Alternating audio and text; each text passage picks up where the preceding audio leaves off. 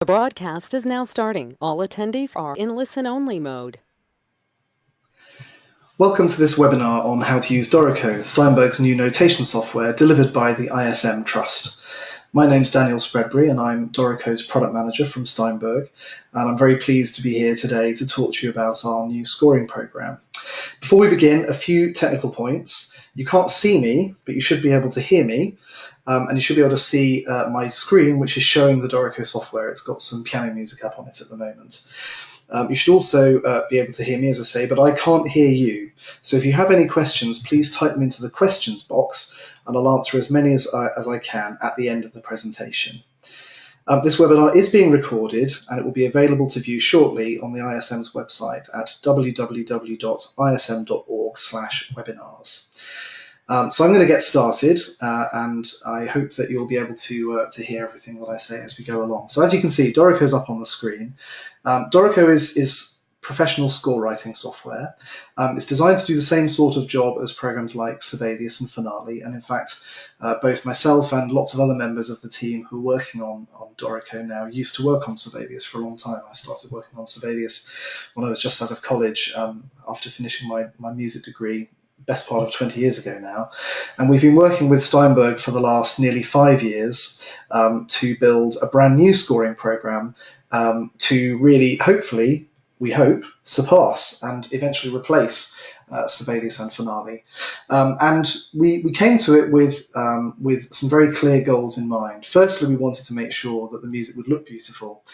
This score that you're looking at on the screen here is a piano piece by a Russian pianist-composer called Vladimir Drozdov.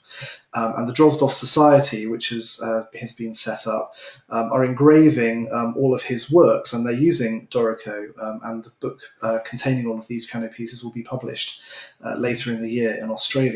And we actually include this little set of pieces, which is a set of pieces that were written by Drozdov after he learned of his friend Rachmaninoff's death. And we include these as example scores, and you can see from the engraving that music produced with Dorico is very fine looking. And what I'll be able to demonstrate to you as we go through this webinar is that you don't really need to do very much work to get your music looking as nice as it does here. That's actually one of our main goals, was to make sure that the music in Dorico would look as beautiful as possible, and I'll talk lots more about that. The second goal that we had was that we wanted it to be really flexible and really easy to use. In particular, we wanted it to be possible to actually compose directly into the software. I think I've used this analogy before, but I'll use it again. I think Finale and Sibelius are to music notation what the typewriter is to the written word. So very good if you know what your final result is going to be, and capable of producing a very beautiful and tidy and clear end result, but actually really lousy for developing your ideas, because of course if you want to chop and change things when you're in the middle of typing something, on the typewriter, you pretty much have to pull the sheet of paper out and start again, or make copious use of Tipex to fix things. So really, if Sibelius and Finale are like typewriters, then our goal with Dorico is to make it more like a word processor, and allow you to insert, change, explore ideas, and do all of that at any time without ever really having any penalty as a result of a decision that you've made as part of your exploratory compositional process. And again, I'll show you some things about that too. And then the third main goal that we had was that because we recognise now that we're starting on a new program here in the second decade of a new century, the needs of professional musicians have really changed, and musicians who perhaps might have not needed to worry too much about what, for example, the computer playback sounded like of a piece they were working on, might nowadays find that it's very important to have a good sounding mock-up or rehearsal piece or something. Maybe you're going to work with a producer or a director and they need to hear something before you go into a session, or maybe you're working with an ensemble and they need some rehearsal materials, these sorts of things. So playback and good quality playback is of more importance than ever. And Dorico is actually the first scoring program that actually has sequencing built in. So if we look, for example, here at this piece of Drozdov, you can see that it actually has a piano roll view, and you can do basic MIDI editing in here, and you can control your virtual instruments, and it comes with some high quality virtual instruments, of course, and also uniquely, it also comes with a large number of effects. And again, we'll dig more into the playback side of things later on. So I'm running Dorico here on a MacBook. I do have connected to it an external MIDI keyboard, just a little one that's connected via USB. We've designed Dorico carefully so that it can be used on pretty much any kind of computer, from a laptop up to a big computer that you might have in your studio or in your office. So it is designed to be comfortable to use with just a single display, as I'm using here, but it's also designed to kind of expand out onto more displays if you've got, for example, two monitors or a big widescreen display or something like that. I'm just going to show you a little bit about how the software is kind of put together. As you can see, it's all based around one window, and it has a toolbar at the top of the window that's the same regardless of which of these buttons that you press. And these buttons actually switch the program between 5 different modes, and each of the modes then has a different set of panels down the left-hand side and the right-hand side, and in some modes also at the bottom. That, for example, the one at the bottom here in right mode is for properties and things, but we'll talk some more about that later on. And the idea is that you can work with as many of these panels folded away as you like, so you can have lots and lots of room for your music. So if I press on my Mac, it's Command 0, but on Windows it would be Control 0. I can hide all of the panels to the left and the right. So I can even hide the toolbar if I want by pressing Command 6, or on Windows it would be Control 6. And I can also switch between the modes with Control 1, 2, 3, 4, and 5. So that's how those things work. So the idea is that the program is split up into these different modes that roughly reflect the process of putting together a piece of music. So you start with setup mode, and then you move through writing the music, which includes putting in the notes and putting in all the other markings, dynamics, slurs, articulations, all those sorts of things. Then engrave mode is where you can tweak the appearance of everything. So in engrave mode down the left-hand side, we have tools for page layout things, and on the right-hand side, we have some desktop publishing style features, which I will touch on. I probably won't spend a huge amount of time on those, but we will talk about them. And then, of course, in play mode, as we've already seen, you have the piano roll as the main view, and on the right-hand side, you have your VST instruments or your MIDI instruments. You can use external MIDI instruments as well, but I don't have any MIDI instruments connected to my computer at the moment. And then finally in print mode, where you can see your print preview, and you can see on the left-hand side all the things. And again, we'll go through this. In fact, what I'm going to do now is start a new score and show you how these things all fit together. So when you first run Dorico, this is the window that you'll see. It's called the Steinberg Hub, and the main thing it does is allow you to either start a new project or open an existing project.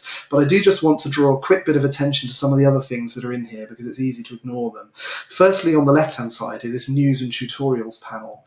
And again, we'll talk a bit more about how you can sort of review and refresh some of the things that I've talked about in the webinar today later on. But a really great way to do that is to look at the tutorials tab here. So we have a YouTube channel where we're often putting up new videos, including a monthly live stream, not dissimilar to this webinar that you're watching now, where you can actually ask questions in real time, and John Barron, our product specialist, will answer them for you. But we also prepare concise little tutorial videos that cover individual aspects of using the software, and we now have, I think, more than 40 of those, and another 10 or so coming up very, very soon, which are very, very useful for learning the software. The other thing that's useful to know is these 3 buttons here. Obviously, videos, of course, takes you to the YouTube channel. The user forum is a great place to ask questions of other Dorico users and to get help from other users, but you'll also find both me and other members of the development team on there as well. And one of the things that I think is unique about Dorico is that you can have a one-on-one conversation with the people who are making it, and we value that very highly, because in order to make software that really meets the needs of musicians, we want to hear from musicians about what they actually need, and there's no better way than just having a direct conversation. And finally, the downloads tab, that's where you get updates and things like that. So I'm going to press this green new empty project button. You can see the list of, these are projects that I've opened recently. These are also templates and things. So if I wanted to start, for example, a choir SATB score, I could do that here, but I actually want to start a completely empty project so that we can talk about some of the things that setup mode can do. So if you start a new project with no template, then you see this window, you come into setup mode. Now, the main concepts that are important to know about in setup mode are players on the left-hand side here, flows down at the bottom, and layouts on the right-hand side. So we can explain these just by adding a couple of musicians, and then we can talk a bit about it. So firstly, you add a player. So a player corresponds to a human being.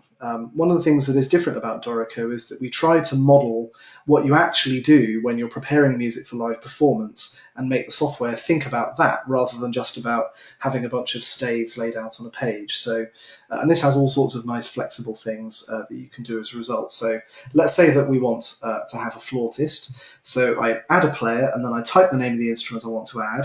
It's all chosen here. Of course, I can also, go through these instrument families and find individual instruments that way. But it's actually really, really nice that all you have to do is type flute, for example. Okay, we get flugel horn and we get flute, and I can just then either double click that or I can type flute and press return. And once I do that, I instantly now have some music. So I've got music for one player holding one instrument, and I've got one flow, and I'll tell you more about a flow in a minute. Now, the reason that we have players is so that you can do things like handle doublings very easily. So let's say that if this were an orchestral context, this flautist might be doubling piccolo. So to add a piccolo to this sort of flute's repertoire of instruments, I press the little plus button there. Up comes the same instrument picker as before, and now if I type piccolo, then you can see that I can add that. And now you don't see any difference in the music here in the middle of the screen, but in the left-hand side, in the players panel, it now says flute and piccolo. And if I expand that card, you can see that that player is holding two instruments, a flute and a piccolo. And this is how doublings are handled in Dorico. So they're obviously very common, particularly in musical theatre and other band type musics, and of course also in orchestral music. So if you wanted to have oboist doubling cor or clarinetist doubling alto sax or whatever, this is the way that you would do it. And I'll show you later on how you would actually write music for both of those instruments, because of course at the moment it thinks we're only writing for flute. I'm also just going to add one more player to add a piano. So I do that there like this, and you can see that I can also then change the order of the musicians in the music just by clicking and dragging them in the panel here. And one more quite fun thing is that if, for example, I wanted to, later on I decide that in fact I can't manage with just one player playing piccolo and flute, because it turns out that later on they have to play at the same time, I don't need to do any complicated copying and pasting or anything. I can simply add a new empty-handed player, which is what any new player is, and I can drag the piccolo onto that player, and then you see that the piccolo then appears as a separate stave all the way through the music rather than being a doubling of the flute.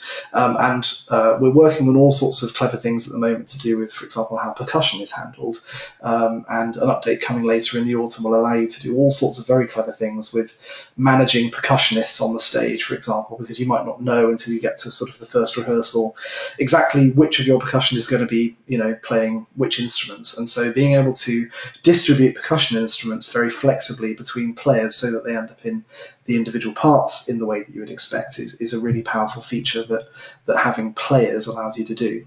So flows then, at the bottom of the screen, flows are, well, we use the word flows for two reasons really. All a flow is just a length of music. It's just any span of music. And it could be literally a couple of bars of a scale or something in an exercise book, or it could be 1,000 bars of an act of an opera or a movement of a symphony or something like that, and anything in between.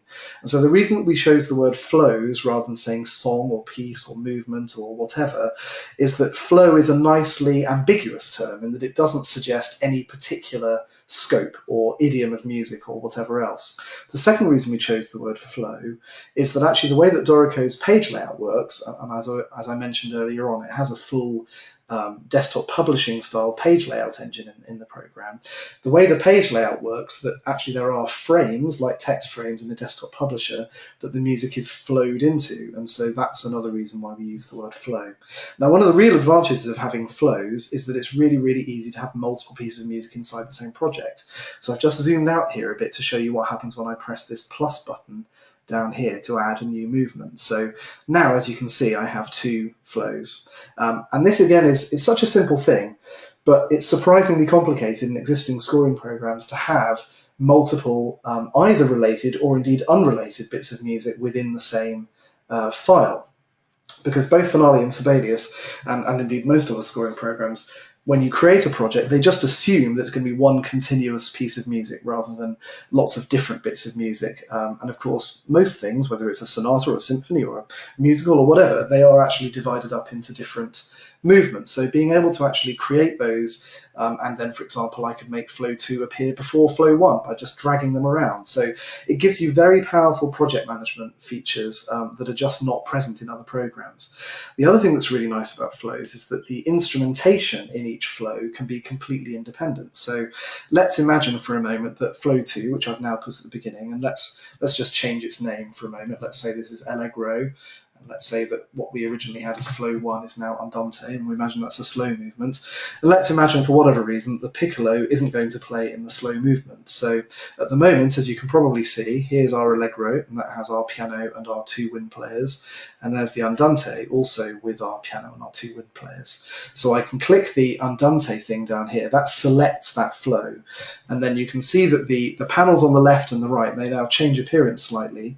And there's these little checkboxes. And that shows me that when I'm talking about flow 2, the flute is included, the piccolo is included, and the piano is included. So if I wanted to exclude the piccolo from that movement, all I have to do is untick that checkbox, and you see that he now goes grey, and he's no longer playing.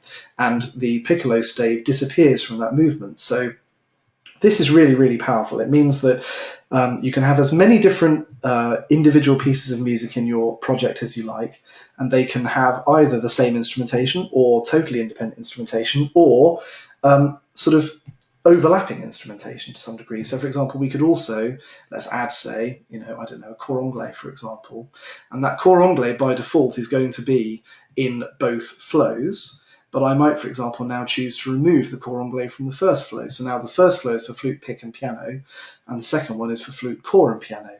I hope you sort of get the general idea about how that works. And you can also do lots of other interesting things with flows that are beyond just having multiple movements or multiple songs or whatever it might be inside the same project. And we will hopefully touch on some of those later on as well. And the third concept in setup mode is layouts. So obviously you've got this music for players and instruments, and then they are associated with flows. But then how you actually see it in terms of putting it together for musicians to actually play from, that's where layouts come in. So layouts are basically scores and parts. So as you can see here, if I click the full score, we've got a full score. That's a little icon of a conductor there waving a baton over his head. And then the individual parts then have a little music stand icon, which might also look like the music stand is waving a baton over his head, but it's just really meant to be a music stand. So you can have as many scores and parts in the same project as you wish. And in fact, it also has the ability to do things like making a custom score. So by default, a full score is going to have all the flows and all the players, because you basically assume all the music in the project should be in the full score, although you can change that, of course, you can edit that as you wish. Whereas each part has all of the flows, but the music for only one of the players. So for example, I've selected the flute part, you can see down here, flow 2 is included, flow 1 is included, and the flute is included. And I could make that into, say, a flute and piccolo part just by switching on the piccolo's checkbox there, for example. And then, of course, you see we have piano, piccolo, and cor anglais parts, and they're just the same. They just contain one player's music. Now, our custom score that I just created contains nothing. So here's a possible use for a custom score. Imagine you were working on a large work that was for orchestra and chorus, say, and perhaps it's like Mahler 2 and the choir doesn't sing until the 5th movement. So you would actually want to prepare a special score for the choir master who's going to be rehearsing the choir ahead of getting everybody together in a full rehearsal. So that score should only contain the one movement. It should only contain the choir's parts rather than the full orchestra, and it probably should contain some kind of piano reduction or other accompaniment that the choir master can use to teach the choir the piece. So the way that you could approach that is you could, for example, let's imagine this is the 5th movement of Mahler 5. You could add that to the score there. And then you could assign your, let's imagine again the piccolo and the flute are the vocal parts. And then you could actually also, again, add, for example, another piano to the project. And that piano could then be excluded from the full score like this. You just untick it, and now we see only piano 1. And of course, you can change the numbers and things if you don't want the existing piano to be numbered as piano 1. And then in the custom score, you can just include piano 2. Now, how do you actually see these things? They're all here in the toolbar. This is how you choose the different layouts. And if I now look at our custom score, you can see it contains just the flute and piano 2, whereas our full score doesn't contain piano 2. So this is all a bit difficult to understand perhaps in the abstract, but the point behind it is that you can combine any combination of players and flows in layouts and have as many different layouts as you like. And then you can also do things like just export one layout, or even indeed export just one flow and have that in a different project, or make just a PDF file of just, for example, this choir rehearsal score that we've talked about. So you can send that off to the choir master before you finish the orchestration of the previous movements and all these sorts of things. So the idea behind setup mode is to really encompass all of the project management things that you need to do as a working musician, whether you're composing, whether you're arranging, whether you're doing orchestration, whether you're preparing materials for a performance, whatever it might be. Setup mode is designed to actually match the musical activities that you will undertake as you're figuring out what the human factors are going to be in actually getting the music onto the stands. Just two very more quick things to show before we leave setup mode. Firstly, the notation options dialog. So each flow can have its own notation options. I really don't have a lot of time to show you this, but I just wanted to open this dialog and explain roughly what it does. So in the notation options dialog, we have various different options about how the music is notated. This is not about what it graphically looks like, not like line thicknesses and positionings and things, although you can also control that. This is more like how Dorico's musical intelligence works with you as you're developing a musical idea, and I'll show you what I mean by that in a moment. But the reason I wanted to show you this is because it's important that you know where this dialog is. And so what you can do is you choose the flow whose notation options you want to change, and you press the little cog icon there. You can also find that in the setup mode menu, which is the setup menu, I should say, and you can again choose it down there at the bottom. And the other one that I wanted to mention is the layout options. Layout options, which you can also open from the menu, is also got from the little cog button in the layouts panel on the right hand side. And this contains things that are more to do with, for example, how big is the page? How big is the music on the page? What are the margins on there? And then also things like, where do you want to see bar numbers? What should the note spacing be like? Do you want to have, for example, for some strange reason, a different order of the players in this layout compared to the other layouts? You know, for example, do you want the basses above the sopranos for some crazy reason or something like that? You can also choose whether or not you have multi-rests or not, and of course those are chosen automatically for you based on whether it's a part or a score. So there's lots and lots and lots of options. In fact, although Dorico is still a very young program, it has a very comprehensive set of options. And the way that we've designed these dialogues is to try to make them as visual as possible, so that you can basically sort of flick through them effectively. So once you know that you're looking for options about accidentals, for example, you can see here that the 3 different accidental approaches for how Dorico is going to write accidentals in your music, they're actually illustrated by 3 different pictures, and they give a little explanation to the side. So you can see, do I want my common practice accidentals? And I hope the answer is yes, although that may be my prejudice about some of these other kinds of schemes, in particular the modernist scheme, which seems like total craziness to me, where for example, a sharp or a flat only applies to the note on which it's written, but you don't bother naturalizing them. So you have no idea of knowing when you're supposed to be playing an F natural or an F sharp. But you know, if you're French and from about 1910 or 1920, you might find that a very interesting option. But perhaps not. Okay, so these options dialogues are very important. There's a lot of power locked away inside them, and Dorico is designed to do lots of sensible things by default. But you should know where the options are, so that if you don't agree with the musical ideas that Dorico has about what you're doing, you can change them. Okay, so I've switched to write mode now. I want to actually input some music.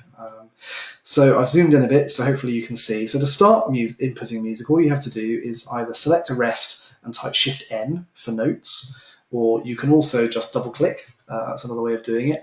Now, I have disabled mouse input because I don't really like mouse input. This little arrow tool on the left-hand side enables and disables mouse input. When it's switched on, you can't input with the mouse because that means you can only select with the mouse. But if I switch it off, then you'll see, as you might be familiar with from other programs, you get a little note hovering over the stave, and you can click to put one in.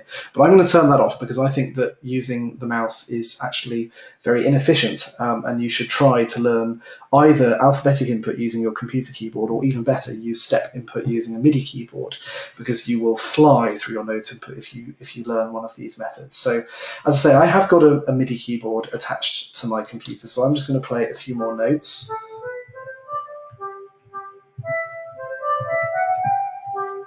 So you see, first of all, that all of those notes have gone in as crotchets, of course, and also, perhaps more interestingly, there's no time signature, and Dorico doesn't have any fixed idea about what the meter of the music is. And this is one of the things that really makes Dorico different from other programs. And this is one of the things, I think, that allows it to live up to this claim that I've made, that Dorico is like a musical word processor and existing programs are more like typewriters. So I'm sure you recognize the melody that I've played, because of course it's the Minuet in G from the Anna Magdalena Bach notebook. And if I now want to change that into the appropriate rhythm for a minuet, I can select some notes like this. Now, if you're used to a program like Sibelius or Finale, if I change those crotchets into quavers, you know what will happen. They will turn into quavers. They're not a beam like that. Dorico does that because it doesn't know what meter we're in at the moment, so it assumes that it should just keep things of the same note value beamed together. But it will do that. It will leave a quaver rest in between each of the quavers. Well, here's one of Dorico's neat tricks. So if I undo that with Control Z or Command Z on Mac, over here in the what we call the toolbox, the note input toolbox, I can switch on this insert button. Now, insert affects both input and editing. Now, if I change to quaver, which I can do by either clicking the quaver button here, and I hope you can see the tooltips that pop up on the screen. That also tells you the shortcut for that as well. The number in blue in there, so it says quaver or eighth note, and then in parentheses it says 5, okay, disappears after a few seconds if I don't do anything. So I can press the 5 key on my keyboard, and that turns those notes into quavers. Now, because insert mode is on, rather than leaving a quaver rest in between each of those quavers, it now actually shunts them up, brings everything else close together. So if I then also do it to these 4 quavers here, you can see what happens. Now, I can also do things like just lengthen the notes. So down at the bottom left-hand corner of this window, there's a little grid down here, which I can choose what resolution it's at. It's at quaver for now. So if I now, there's a special shortcut for this, it's Shift-Alt-Right arrow lengthens notes by the grid, and Shift-Alt-Left arrow shortens notes by the grid until you get to the grid value, and then you can't shorten them any further. So you can see how you can easily imagine, for example, coming up with a melodic idea and not having any idea what the rhythm is going to be. You can literally just play it all in. And then because Dorico's editing tools are so flexible, you can then develop the rhythmic idea separately from the melodic idea. And that simply isn't possible in the other programs because they put too many barriers in your way. Let's just show meter. So I mentioned already that notation options is the place where you can tell Dorico how the music should be notated. So to put a meter in, what I do there is I type Shift M for meter. It's not Shift T for time signature because that's T for tempo. And then up comes a thing that we call a popover, which is a little box with a cursor. Now I don't have to use the popover. I can over on the right-hand side of the window here. If I can get at my little controls, I've got all the various controls that I would need for clefs and key signatures and time signatures and tempos and everything else. But again, I would strongly encourage you to invest the time to learn some of the shortcuts because they can really make working with Dorico very, very fast and efficient. The way to think about it, I think, is that it's a bit like learning a new musical instrument. Just as if you were picking up an instrument for the first time, you'd want to do your study and do your exercises and learn your scales and things. I think you should take the same approach to learning a piece of software like Dorico and try and actually learn some of the techniques so that you master the software rather than it kind of remaining mysterious and enigmatic to you. And hopefully the way that we've designed the program, it's nice and simple to actually get your head around. So as I say, Shift M, up comes the popover, and then I simply type the time signature I want, 3/4. But what's really fun about Dorico is that I can actually rebar the music very freely. If I type 6/8, then have a look at what happens. So firstly, Dorico actually knows this is a compound meter. So you can see that these 4 quavers, which were of course previously beamed together, are now beamed according to the compound beat. Likewise, the second bar that contained 3 crotchets now still contains 3 crotchets, but the second one, because it now crosses the compound beat division, is now notated automatically as 2 quavers tied together. And it doesn't really matter how crazy I get with these things, Dorico will always notate the music as clearly as it can, according to the metrical subdivisions of the time signature.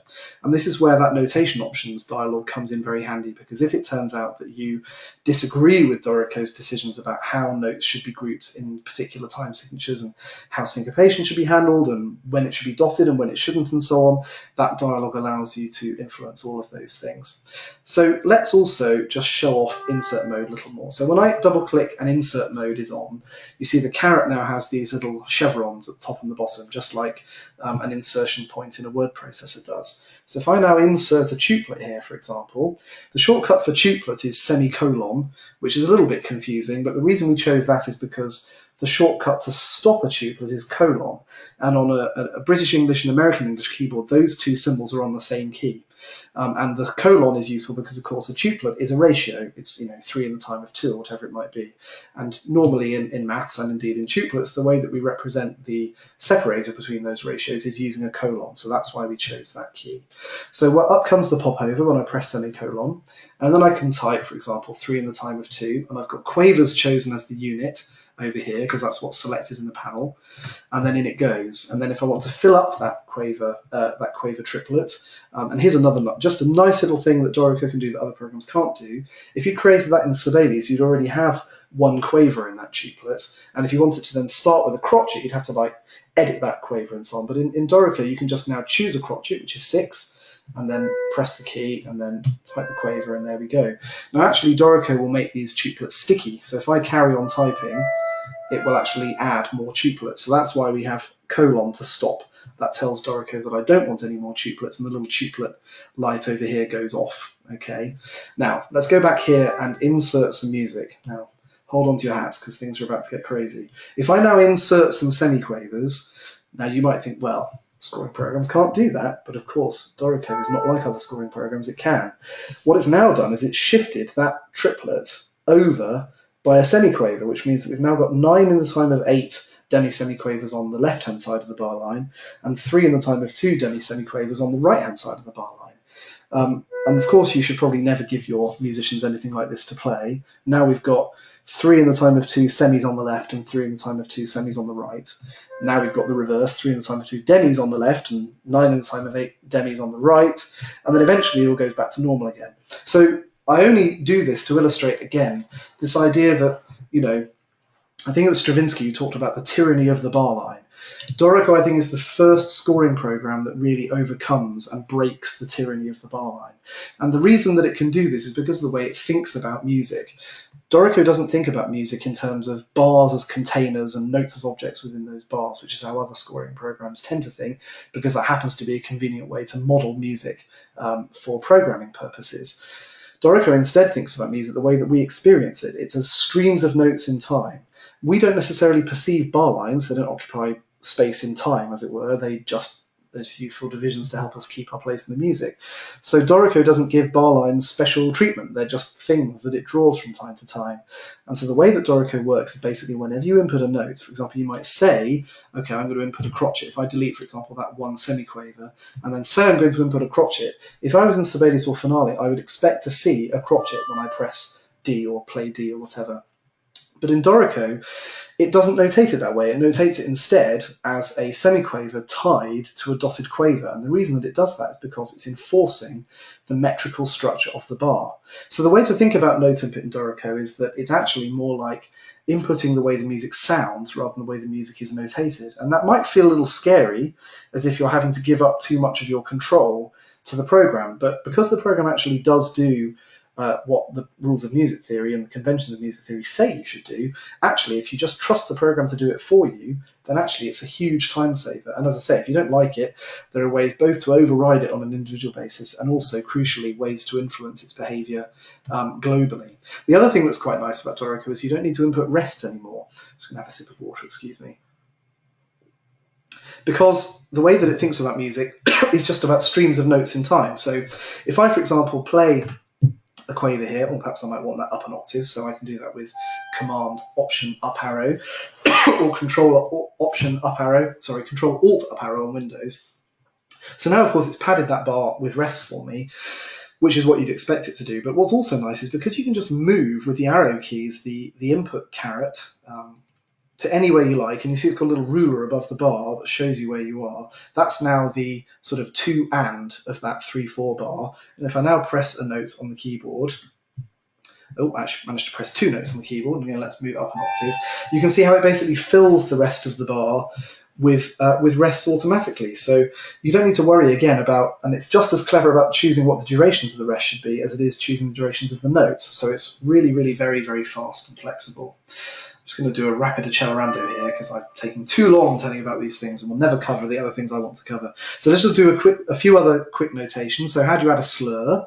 So you can add slurs during note input, or you can add them afterwards. You can just select the notes that you want to be part of a slur and press S, which is very easy to remember. And again, slurs, just like everything else in Dorico, are automatically avoid collisions with everything else, so that's very, very good. If I wanted to add a tempo, I can do it with Shift-T, and I could write, for example, tempo diminuetto. And what's also fun is that I can then just type, for example, now I have to use American note names here, so Q for quarter rather than C for crotchet. Q equals, I don't know, let's say 84 or something like that. And when I press return, the popover actually interprets everything that I wrote and automatically formats that properly the way that it would appear in a printed score. So you don't have to worry about changing fonts and fiddling around with bold and non-bold things. Dorico does all of that sort of stuff for you automatically. Of course, this is in G major, so we should add key signature. For that, of course, it's Shift K. And to add a G major key signature, I can just type capital G and press return. If I were to type lowercase g, that would give me G minor. I can also, if I was copying out music and I didn't really want, for whatever reason, to think about whether it's A major or F sharp minor, I can type just 3S. But that will actually assume that it's A major. And so if you're playing it on a MIDI keyboard, for example, it will spell the notes as if it was in A major rather than F sharp minor. So if you really mean F sharp minor, then you should type lowercase f sharp, and then that will tell it that it's F sharp minor. Likewise, if I wanted A major, I'd type capital A. You get the general idea. This, of course, is in G, so we'll give it capital G. Dynamics are fun. That's one of the things that I enjoy showing in Dorico. So to put dynamics in, you can do it all in one go. And again, this is just an example of how Dorico is organised around the way that we think as musicians rather than what's convenient for programming. In programs like Sibelius and Finale, dynamics are kind of these hodgepodge of different things. So in Sibelius, for example, the things that are things like forte, piano, those are put in as text, expression text. You have to do Control-E, then Control-NF or whatever it would be. And then the hairpins are put in as lines. You have to remember it's H for hairpin. And of course, these things are easy to learn. But if you imagine that you were, for example, a student or somebody using the software for the first time, the fact that those two things are not done in the same way, even though musically they are part of the same sort of domain of things, is actually quite confusing. Likewise, in Finale, fortes and things are put in as expressions, and hairpins are put in as smart shapes. And so these things seem to me like computer programmery things rather than musical things. So in Dorico, we tried to put everything together. So when you want to find dynamics, they're all here. Immediate dynamics, like, you know, the terraced ones from PPPPP, 6 Ps up to 6 Fs, they're all there. Gradual dynamics, including what you might think of as a messa di voce or a swell on a held note, those are all automatic. These ones that are to do with intensity of attack and so on. But you don't need to use the panel on the right-hand side. As with everything else, you can use a popover. So Shift-D for dynamics. And notice I've already got the caret up, and that's because what I want to do is put in a stream of dynamics in one go. So I type P, and then the thing that looks like a hairpin on my keyboard is the less than sign or the greater than sign. In this case, I want the less than sign because I want it to be a crescendo. Then I press return, and as I press space, you can see that it actually extends. So when I want to put another dynamic in, I press, for example, F after I type Shift-D, and then maybe, in fact, I also want a diminuendo again, and again I press space. And notice how these dynamics group together, they're automatically aligned, and they're positioned properly as well. And it does things like automatically stopping for the bar line and all this kind of thing. They're really, really flexible, the dynamics in Dorico. And you also do things like if you're working on an ensemble piece, you could actually have, for example, 4 trumpets or 4 horns or whatever, and you could have a single set of dynamics put on the first trumpet, copy it down onto trumpet 2, trumpet 3, trumpet 4. In fact, I'll just show you how this works a bit. So if I make a selection of this music, I'm doing that just by clicking and then shift clicking, as you might expect. And I can filter just the dynamics by going Edit, Filter, All Dynamics, like that. That now has just the dynamics selected. And then I can alt-click them onto this stave here. And, oh, in fact, they haven't, oh, they are grouped. There we are. It's just this is positioned differently because, of course, so in fact, Dorico's cleverer than me here. Because there's no note at the beginning of this bar, Dorico automatically puts the pianissimo at the end of this bar, even though, of course, there's a rest there, so it doesn't really make any sense either way. But if you imagine that this was at the end of the hairpin, in the case of a note that ends at the end of this bar, that's the right place for the PP rather than there. But you can see that as I move, as I drag, for example, here, this pianissimo, the dynamics all move together. And also, if I were to open the panel on the right-hand side and put in, change that from pianissimo to just piano, for example, both dynamics change. So there are things like that that are real time-saving features to help you, when you're working on large ensemble music, to help you work more efficiently and more effectively. Of course, if you find later on that you need to unlink those dynamics, you can do that as well, so that they become independent again. So just a few other things that you can input in this way. So, for example, playing techniques. You type Shift P for playing techniques, and then if you wanted to type flutter tongue, then you can do that just by typing, for example, FLZ, and then again it puts in the right thing. And depending on what instrument you've got, for example, if you're on a brass instrument, you type mute, then you might get the mute symbol, or if you type harmon mute, then you might get the harmon mute with the stem in or the stem out, this kind of thing. Another thing that Dorico is I think much better at than pretty much any other program is piano pedaling. If I just put a bit of music onto the piano here, I'll put the same music on the left-hand stave. You can play in octaves for some reason. Maybe just get rid of these dynamics as well. So if I wanted to put in a pedal line on the lower stave of the piano, again, it's done with the playing techniques popover, so Shift P, and then I type ped, excuse me. And then as I press space, it actually extends along like that, and that's very, very nice. So perhaps I might then also want to go back here and decide that's a place where I'd like a retake to be. So I can then just type in the popover the little circumflex or caret character, which on my keyboard is Shift 6. And then when I do that, then it puts a retake in there. And again, all of these things are editable, these things are draggable, and you can do all sorts of clever things with those. Dorico also allows you to do things like have, as you can sort of begin to see the power if I go to engrave mode, and you can do things like change the pedal level over time, and you can have all sorts of very clever things. So our general philosophy when we're designing things in Dorico is that and it doesn't yet, for example, have every feature that Finale and Sibelius have, but when we add a feature, we really try to add it as comprehensively as we can, so that whatever the musical requirements of a given area are, we cover them when we add that feature. So we spent a long time working on pedal lines this year, for example, and when we did so, we added not only pedal lines with nice retakes that are movable and with all the leveling and everything else, but we covered every possible appearance that we could think of. So if we open the properties panel, you can actually choose, for example, whether you start with nothing, you just have a hook, which is sometimes done in modern scores, or whether you use a little pictograph to show that it's the right-hand pedal, or whether you would use just the P on its own, which is also sometimes done, or whether you'd even just use regular plain text, for example. And then you can also choose whether or not you want to see a line, or whether you want to see just the star at the end. And if you do want to see that, then probably you want to see that traditional appearance and so on. So all of these things are really, really comprehensively covered to try and make sure that whatever your requirements are, we've covered them off when we add something. Slurs are the same. You can have slurs that are dashed, half dashed. You can have slurs with as many curves as you like. They can attach between different staves. They can attach between different voices. They automatically avoid things under their arc.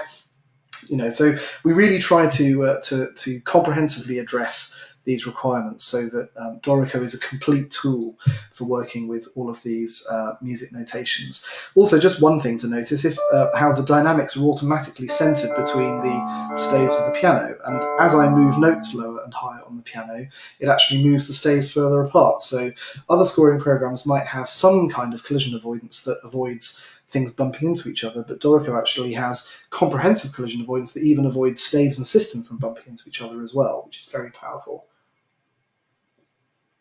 So I could spend more time on write mode, but we haven't really got very much time, so I'm just going to close down my masterpiece here and open another score to show you a little bit about engrave mode. So this is a little page of the beginning of a Beethoven sonata, and this was a music example that I found on the publisher Henley's blog. I'm a big admirer of Henley's editions. I think they're very beautiful. And so what I wanted to do here was recreate the way that they show both German and English. They have, obviously the music is the main part of the page, but they have a German title, an English title, and then also they have this kind of commentary with performance instructions at the bottom. And as you can see, we've got then the German text on the left-hand side, the English text on the right-hand side, and then this little bit of music in here, and indeed this slightly bigger bit of music here. So let's finish this off and make this look nice. So as I go into engrave mode, hopefully you can see there are now these extra lines drawn on the screen. These are the frames. So green frames, if I switch on this, I can then select them. Green frames are for text. So you can see I've got two there, one for German and one for English. And likewise down here, I've got another set of frames for German and English. And the blue frames are for music. And obviously I've got my main music frame, which has got the main body of the sonata in it. And I've got my other little frame, which contains the other music. Now, if I switch to galley view, which is a way of looking at the music, you might know it as scroll view or panorama view, you can see that there's the main bit of the sonata, just the first 18 bars or so. But here is this little bit that explains how one of the notations might be realised. And as you can see, it's just bass clef rather. I do know my clefs, honestly. It's a bass clef and the little bit of music there, just 2 bars of music. And again, if we look at it in setup mode, you can see that we've got our sonata and we have our little example. So this is an independent piece of music. It's actually for a totally different instrument than the piano as well. And then in engrave mode, I can then combine these together on the same page. So in fact, if I delete this frame, I'll put it in again from scratch and you can see what it would be to do this. So I've got my text frames there. So I click on the left-hand side in the frames panel, the little note for a music frame. And then I drag out my music frame and it automatically chooses the music that I wanted. So then to actually make the music fit, it has to be at a smaller staff size than the music in the main frame. So I can then, the way I do this, I put a system break in. It doesn't actually change the layout of the music because of course it's the start of a system anyway, but the system break is where the property for the size of the music lives. So you can actually change the size of the music in your score in Dorico at any system break. All you have to do is put a system break in. You see this purple signpost that appears to show you that the break is there. Select that and then switch on the space size thing and then set that to whatever you think it should be. So that's probably about right. And now you can see that the music fits inside that frame. And now I can resize the frame to make it, however I want it to look exactly. And then either with the mouse or with the keyboard, I can then nudge this frame into the position where I want it to be, perhaps aligned with that next one in the English example there. And so in that way, you can see that it's very, very easy. And if I switch to write mode, it gets rid of all the frames as well. It's very, very easy to combine music and text in very powerful ways in Dorico because of the page layout features that it has. And all the text handling is very advanced as well. You've got, justified paragraph styles, it's got hierarchical text styles, you can use all the different fonts and weights and leadings and superscript and subscript and all sorts of fun things like that. I'll just open up one other file that shows what you can do in engrave mode, just to give you an idea of the flexibility of the page layout features. This is a piece by Ravel for piano duet, so 4 hands piano. And of course in 4 hands piano music you see the secondo, the second player on the left hand page, and the primo player on the right hand page. And that's actually very easy to do in Dorico. It's very hard to do in other programs. I'll just set this playing back while I talk quietly so you can hear. You see the playback line is moving through the secondo part. Annoyingly, it doesn't move back through the primo part as well, but eventually it will start playing the primo part. If I switch to galley view, you can see that in fact the 2 pianos are of course playing at the same time. Of course they are. But when I look at it in page view, they're actually laid out separately. And the way that we've done this is in engrave mode. Thank you, Mr. Ravel, that's enough for now. In engrave mode, you can basically specify on the left-hand page, only show me, if I zoom in here so you can see, players, piano 2, on the right-hand page, players, piano 1. And that's actually edited by way of these master pages, so we don't have time to get into this, but if you want to find out more, you can watch on our YouTube channel all of our tutorials about page layouts and master pages. Basically, master pages are page templates, so you can you can ignore this feature completely if you like. All it really means, if you don't get into it, is that all of your scores and parts will have a consistent layout with the title in the same place, and the header and the footer in the same place, the instrument name in the same place, and all these nice things, so you don't have to worry about that. But if you want to get into it, you can then use these features to do all sorts of advanced things. So you would come in here and you could edit on the left-hand page. Okay, I just want piano 2 on the left-hand page. On the right-hand page, I just want piano 1. And then when you close the editor, your music is then updated to follow that. Engrave Mode does also do a few other jobs, which is worth just quickly having a look at. So on the left-hand side here, we have not only the frame editing thing, and that's how you add, for example, you wanted to add a graphic to the first page, you could add a purple graphics frame, and then you would double-click that and then choose, I've actually double-clicked the text frame there, but you would double-click that and it would show you a little picker to choose the graphic that you want to bring in, but we won't do that for now.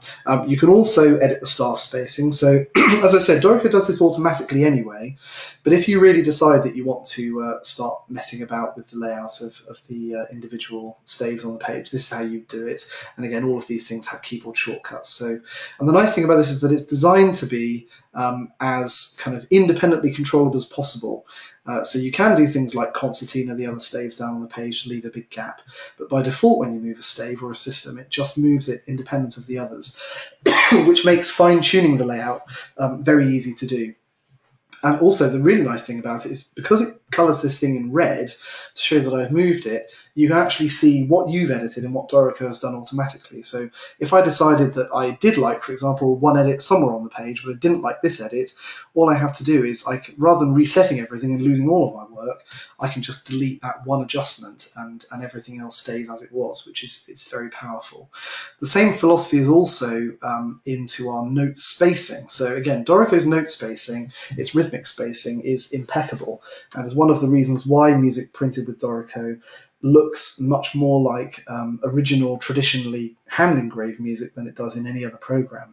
And that's because we've made the note spacing very, very sophisticated in terms of trying to avoid any kind of rhythmic distortion, except when it absolutely is necessary.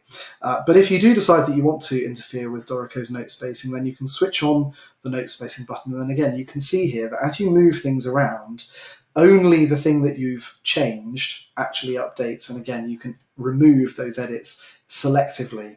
You can, for example, you can make the distances between things bigger like that. And then if you want to only remove this one, you just select it and delete it and it goes away, this kind of thing.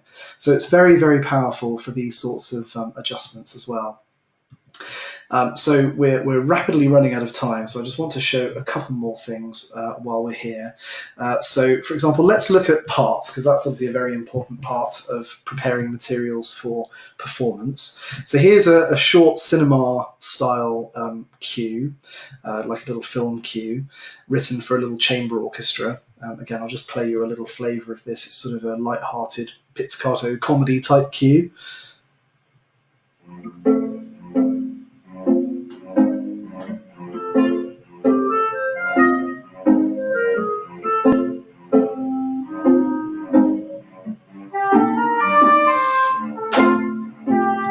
Idea. We don't have time, alas, to listen to the whole thing. But so to look at the different parts, you just choose the part you want to look at from the menu here, and you can see here that they're all there basically in the same order they're in the score. You can also open multiple tabs as well. So if you wanted to look at a part, for example, you might have, say, the full score in one tab, and then the cor anglais in another tab. You can also do that, but you can also completely ignore tabs if you're the kind of person who doesn't like tabs. That's also fine. So if we again, it's very important, of course, that the part layout is as good and as clear as possible.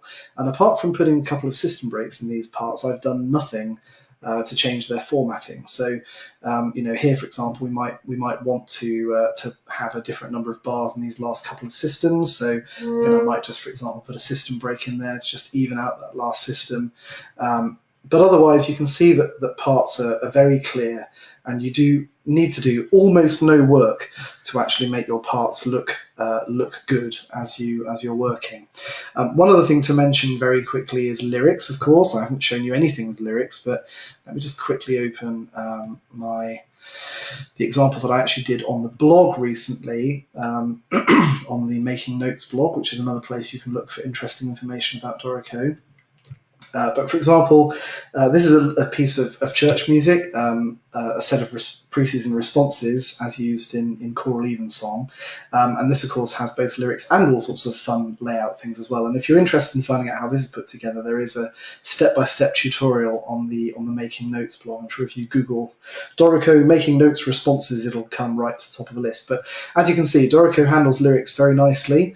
They're all automatically positioned. And again, as part of the work that we do on spacing, we actually avoid changing the rhythmic spacing when you have lyrics unless we absolutely have to. One of the things that's common when you're preparing vocal music in the other scoring programs is you have to do a lot of fixing up of those things to get them to look good.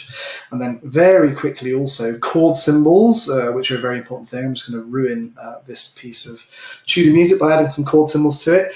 You can put them in with Shift Q, and then you can actually just play them on your MIDI keyboard. So if I play an A-flat chord there, then it gives me an A-flat chord symbol. Like I can play, for example, A-flat 6 over E-flat, or I was maybe thinking of that as an F minor 7, but if I play it without the 7th at the bottom, then it automatically works that out and so on. And you can also just type them in as well. So if I wanted to type, C minor 9, I don't know, sharp. My music theory is failing me all of a sudden. Can't have a flat 11. I have a sharp 11, but I can't have a flat 11. Let's put a sharp 11 in. There we are. And basically, you can just type in what you want to see, and it will automatically format it for you. And you can all get into all sorts of incredibly nerdy detail by finding in the engraving options dialog the literally dozens of options that we have for how a chord symbol should be formatted, and we've also sort of studied the various different styles of chord symbols that are commonly in use and provided presets so that if you, for example, like Nashville numbers or whatever it might be, then you can find the options in there. So we're very nearly running out of time, and I do want to leave a couple of minutes for questions. So if you do have any questions while I'm just finishing up, type them into the questions box now, and then I will do my best to answer them. So I just want to show you just a couple of resources that are helpful, just to remind you about a couple of resources for learning about Dorico. Firstly, the Dorico YouTube channel. It's at youtube.com/Dorico. And as you can see here, we have many videos here, tutorials, playlists that take you through lots of the material that I've covered here, but in more detail and probably in a more coherent fashion as well. So that's definitely worth subscribing to if you're interested. Also, if you go to steinberg.help, you can find the documentation for Dorico online, which includes some introductory tutorial material. The documentation is not yet complete online, but we are working on improving that all the time. We've got a new technical writer who joined us in our London office recently to help us accelerate our progress on the documentation. So, and it will be updated periodically at steinberg.help, so that's worth looking at. And the other place, as I mentioned earlier on, is the forum. The Dorico forum is a very busy place, and we are often on there, both myself and other members of the team visit that every day and try to help people who might need help with the program. And you can also, of course, share ideas with other Dorico users from around the world. And I'm also just going to open one more file, which has got my email address in it. So if you would like to contact me because there's something that has not been covered in this, or if you've tried out Dorico and you would like some help, then you can contact me this way. That's my email address, and that's also the website where you can find the product, and also, crucially, a 30-day free trial that you can download and try every feature of the program completely unrestricted, in exchange for simply your email address. That is all that we ask. So I have got a question here. How do I make it bigger so I can see what's in there? Cost and various packages available. Okay, so the question is about what is the cost of Dorico and what are the various packages available. So Dorico is available for, the retail price is around £450. But in fact, if you are a Sibelius user or a Finale user, then you can actually buy it at a discount of about 50%. So that would mean, it would be around 200 and something pounds. And of course, depending whether you buy it from us or from one of our dealers, you'll pay a slightly different price. Often you'll pay a cheaper price if you go to one of our dealers. So the cross grade means that you don't have to give up your current program. You have your Finale or Sibelius license, and you can carry on using that and upgrading it and using it in exactly the same way as before. It's merely an inducement that we provide to try to encourage you to try Dorico, so we make the program available at a lower price, and you can buy that crossgrade either from us or from any of our dealers, and you will either have to provide us or our dealer with just your serial number or some other proof of ownership of your current program. We also provide educational discounts as well, and in fact you can double up the discount. So if you have a copy of Sibelius or Finale and you are a teacher or a student, then you can actually have a further discount, which means that if you are a teacher or a student and you've got a copy of Sibelius or Finale that you can use for the crossgrade, then it costs about £120. So it's really not expensive. It's also not a subscription thing. So unlike Sibelius, which is now a subscription, you buy it once. Eventually we'll release other upgrades that will be available that you can choose to buy if you like and choose not to buy if you don't like. And we won't penalise you if you choose not to upgrade. We have also done a lot of free updates over the last year. We won't carry on doing as many free updates because we've been aggressively adding features to try and fill in various gaps with things like pedaling and chord symbols. So hopefully that answers that. And then another question is, are there site license options? And yes, of course, there are site license options as well. So you can, if you are a school, for example, and you want to buy multiple copies of Dorico, then you were eligible for the educational discount, but then there is also a further discount as you buy 5 or more copies, and that discount increases as you buy more copies. And again, if you've got an existing Sibelius license, for example, in your school, then you can actually trade that in and get the crossgrade educational price plus a site license discount. So it can be a good price for schools and other institutions. And then another question is, will we be bringing out an English version, i.e. where C would be input for crotchet? Well, that's a very good question. So yes, it's an interesting thing, really, because of course Steinberg's a German company. And the things that we as Brits think of as American note names actually, of course, crossed over to the States from Germany. They're quite keen on their quarter notes and eighth notes and things. And I'm quite bilingual now. I can speak both of them. But I certainly understand that some people might not be able to. So we probably can't make it where C would be used to type in crotchet, but we could certainly make it that if you typed in crotchet, it would know that you meant crotchet. So yes, that is something that I've been meaning to ask the developers to do. So yes, I'm sure we can do that. We do try to be bilingual in the program as well. So wherever we talk about quarter notes, we do try to talk about crotchets as well, because we're British after all, and we like our crazy demi-semiquavers and things.